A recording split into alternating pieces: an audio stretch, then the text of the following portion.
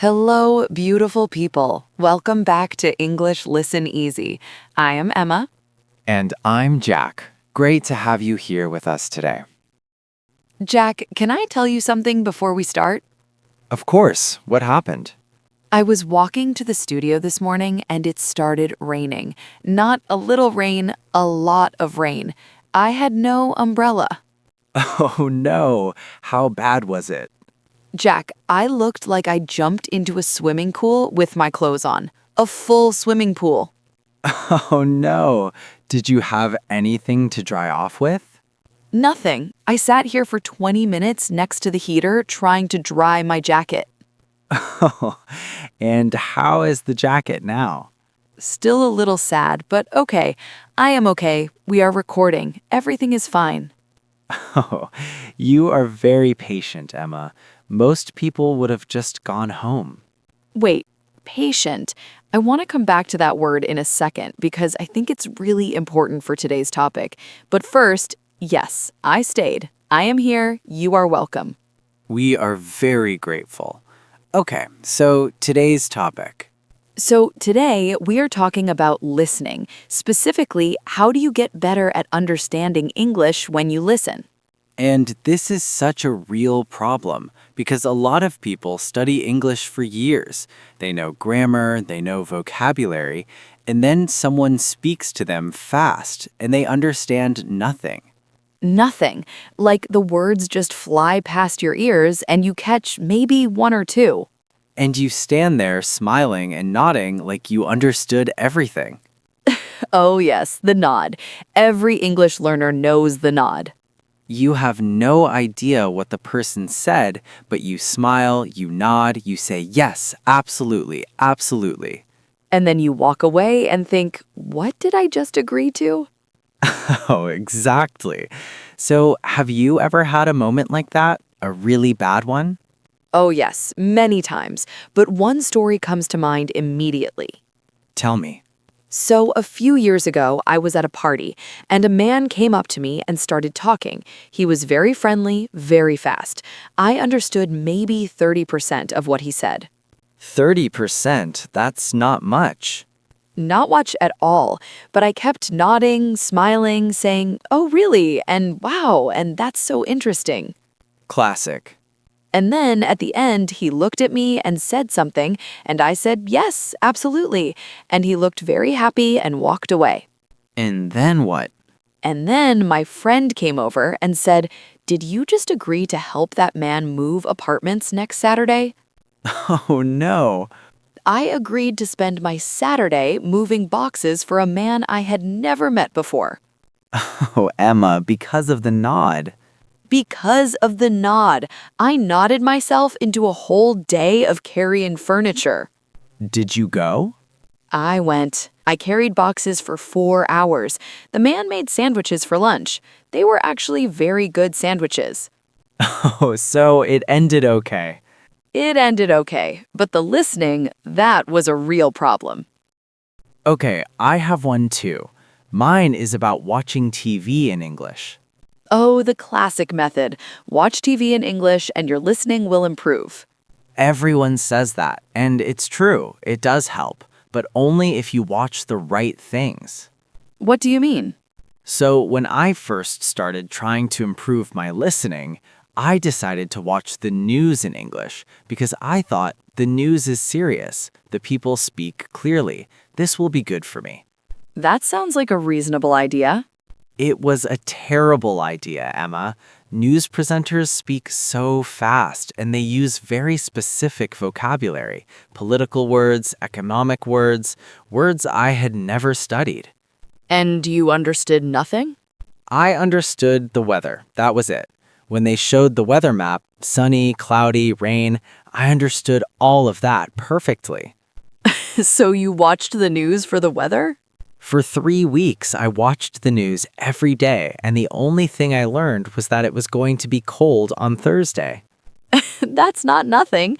Cold on Thursday is useful information. It really is, but it was not exactly improving my listening comprehension. So what did you do? I gave up on the news, and I switched to something much simpler. What did you switch to? Cooking shows. Because cooking shows are slow. The people are calm. They say things like, now we add the butter. Now we mix it slowly. Very clear, very simple. And you could see what they were doing at the same time. Exactly. So even if I missed a word, I could see it. They say stir and they're stirring. They say pour and they're pouring. So the pictures helped you understand the words. The pictures helped so much, and after a few weeks, I started picking up more and more words, not just cooking words, but sentence patterns, the way people connect ideas. That's actually really smart. You didn't try to run before you could walk. I was patient, and it paid off.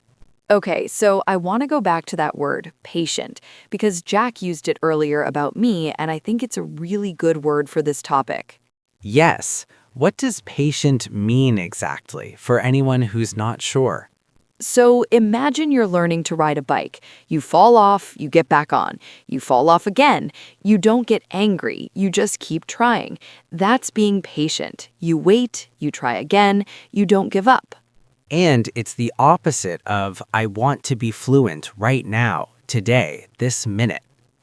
Which is how most people feel when they start learning.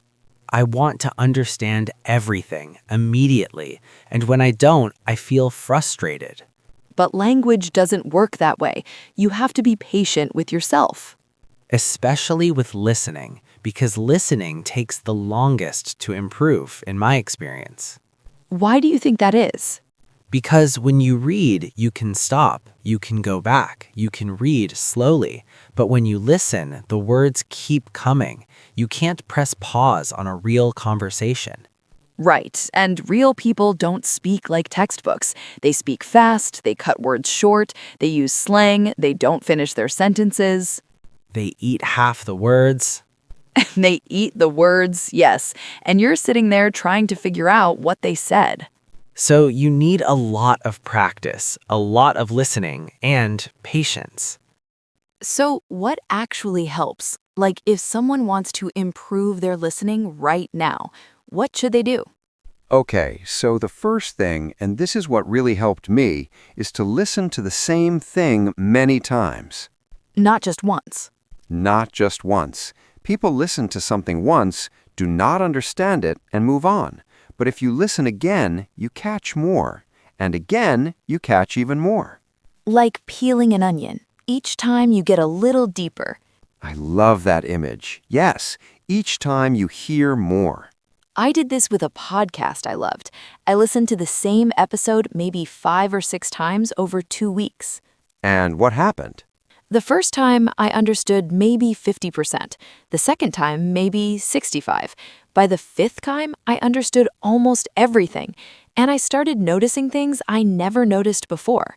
The way they paused, the way they said certain words. Because your ear got trained on that specific content.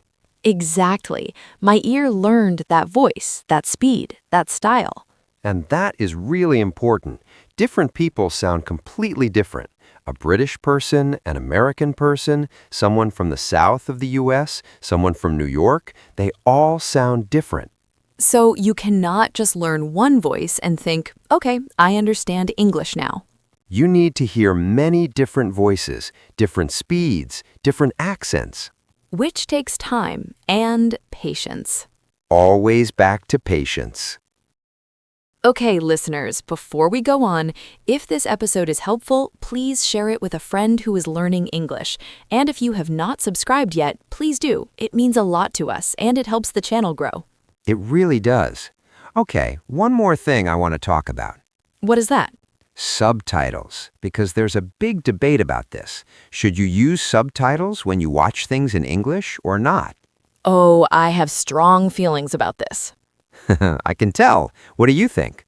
I think subtitles are great, but only if you use them the right way. What's the wrong way? The wrong way is you watch something in English with subtitles in your own language and you just read. You're not really listening at all. You're just reading in your language. Right, and your ears are basically switched off. Switched off completely. But if you use English subtitles, that's different, because then you're listening and reading the same language at the same time. And you can see how the spoken word connects to the written word. And you start to notice, oh, that's how they say that. Oh, that word sounds like this when they speak fast. And then the next level is to watch without any subtitles at all. Which is scary at first. Very scary, but also very good for you because you have to really focus. Your brain works harder. It's like going to the gym. Uncomfortable, but you get stronger. English listening gym. I like that. Open every day, no membership fee. Just bring your ears. And here's something I think people forget. You don't have to understand everything. That's so important. Say more. A lot of learners, when they miss a word or a sentence, they stop, they rewind, they try to understand that one thing, and they get stuck there. And they lose the whole conversation. Exactly. But in real life, native speakers also miss things sometimes. They also don't catch every word. And they just keep going. They use the context. They figure out the meaning from everything around that word. So the skill is not to understand every word. The skill is to understand enough to keep going. And that skill gets better with practice. The more you listen, the better you get at filling in the gaps. Your brain starts to guess, and the guesses get better over time. Because you know more words, you know more patterns, you know how English sounds. It's really a beautiful process when you think about it. It is. It really is.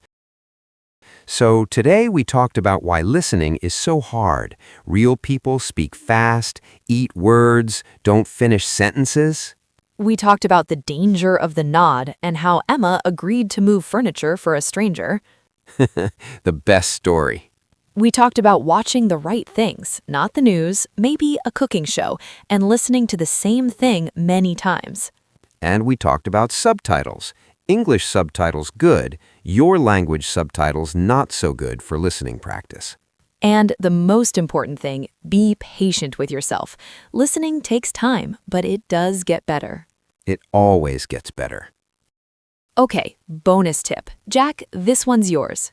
Yes. So listeners, here's one simple thing you can do starting today. Find something in English that you enjoy. A show, a podcast, a video, something you actually like, and listen to it twice, just twice. The first time, just listen. Don't worry about what you miss. The second time, listen again and notice what you catch that you missed before. And do that every day with something you enjoy. Because if you enjoy it, you'll keep doing it. And if you keep doing it, you'll get better. Simple, practical, and actually fun. That's the goal. And listeners, don't forget our word from today. Patient. Be patient with your listening. Be patient with your English. Be patient with yourself. It takes time, but you're already doing the right thing. You're listening right now.